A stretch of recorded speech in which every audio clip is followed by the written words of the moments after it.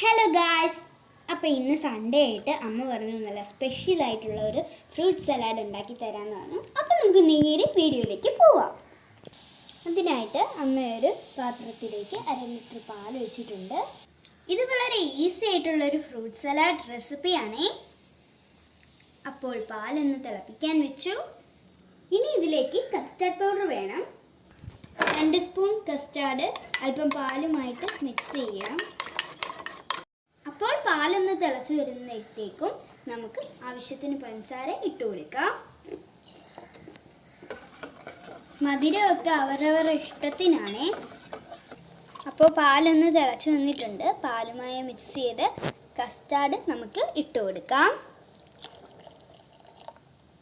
ഇനി കൈയെടുക്കാതെ ഇളക്കിക്കൊണ്ടൊന്ന് കുറുക്കിയെടുക്കണം.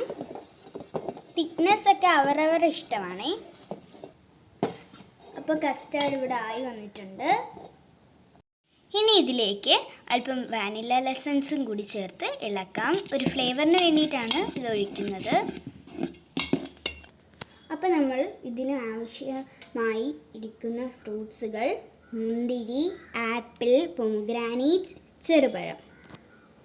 ഇനി ഇതെല്ലാം നമുക്കൊന്ന് കട്ടിയെടുത്തിട്ട് കാണാം. അപ്പോൾ ഗായ്സ്, നമ്മൾ ഫ്രൂട്ട്സ് എല്ലാം ഇവിടെ കട്ട് ചെയ്തെടുത്തിട്ടുണ്ട്.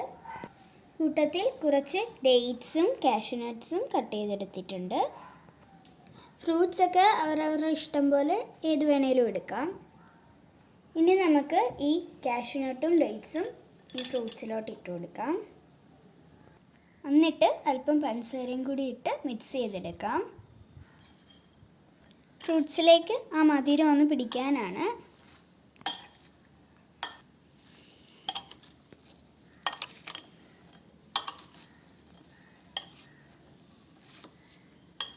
ഇനി ഈ കസ്റ്റാർഡും ഫ്രൂട്ട്സിൻ്റെ മിക്സും നമുക്ക് ഫ്രിഡ്ജിൽ വെച്ച് 1/2 മണിക്കൂർ തണുപ്പിച്ച് വെക്കാം. ഇപ്പോൾ ഗായ്സ്, ഒരു 1/2 മണിക്കൂറൊക്കെ കഴിഞ്ഞപ്പോഴത്തേക്കും രണ്ടും നല്ല രീതിയിൽ തണുത്തിട്ടുണ്ട്.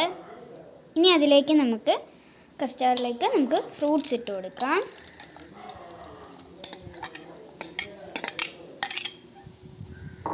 എന്നിട്ട് നല്ല രീതിയിൽ മിക്സ് ചെയ്യും.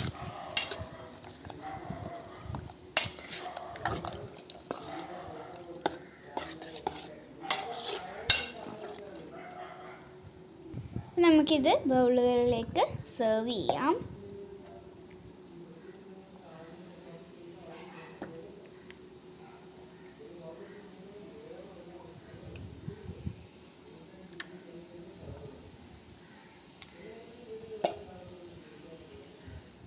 അപ്പോൾ ഗായ്സ്, ഞങ്ങളുടെ സിമ്പിൾ ഫ്രൂട്ട് സലാഡ് ഇവിടെ തയ്യാറായിട്ടുണ്ട്. അപ്പോൾ ഞങ്ങളിതൊന്ന് കഴിക്കട്ടെ.